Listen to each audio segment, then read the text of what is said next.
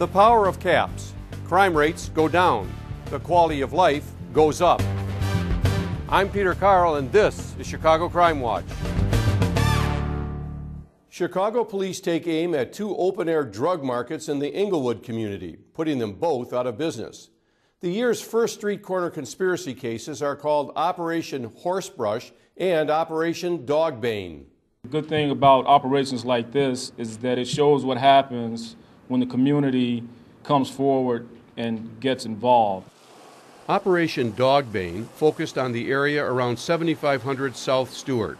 The Narcotics and Gang Investigation Section, or NAGIS, initiated the mission last October after residents made numerous complaints of blatant narcotics activity in the area.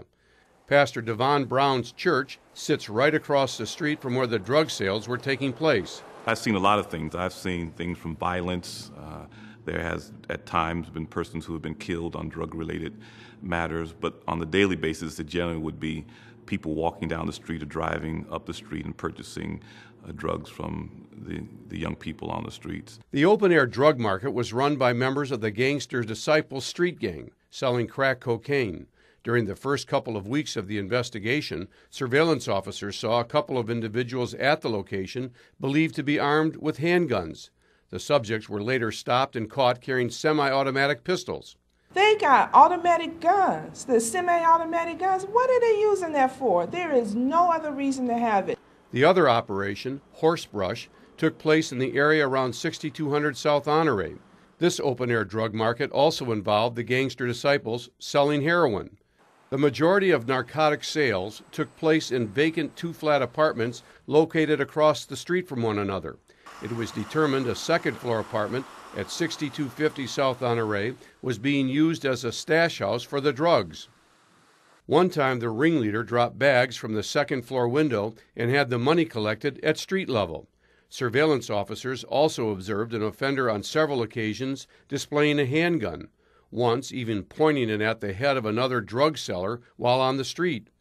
In another incident, the offender displayed his .45 caliber semi-automatic pistol to an undercover officer, saying this was the way to keep stick-up men away. These bad guys have got very, very sophisticated.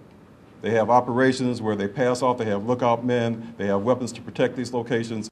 In both cases, the conspiracy investigations were initiated following calls and complaints from residents, elected officials, community and faith-based leaders, and business owners. We've been complaining about it, giving them descriptions, nicknames, homes that we thought that the narcotics were being sold out of, and the people we thought had them. Chicago police say in order for them to continue to bust up drug activity, it's paramount that the public stays active in CAPS programs, goes to beat meetings, and provides information to police. The citizens who live in the community are our eyes and ears. They see what's going on. They know exactly who's doing wrong, who's selling drugs, where they're hiding the drugs at, what type of cars that are delivering the drugs, things of that nature. So without the citizens, we couldn't do this.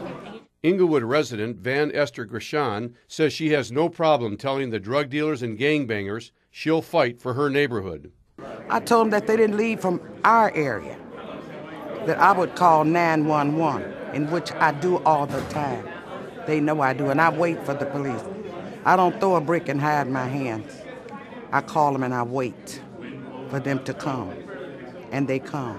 There are more people getting involved, especially young people with CAPS, that we're trying to get more involved because our seniors have been carrying the load. So our focus is to get these young people involved in CAPS so that they know these guys. And it's not so much you tricking on them, actually you're saving their lives.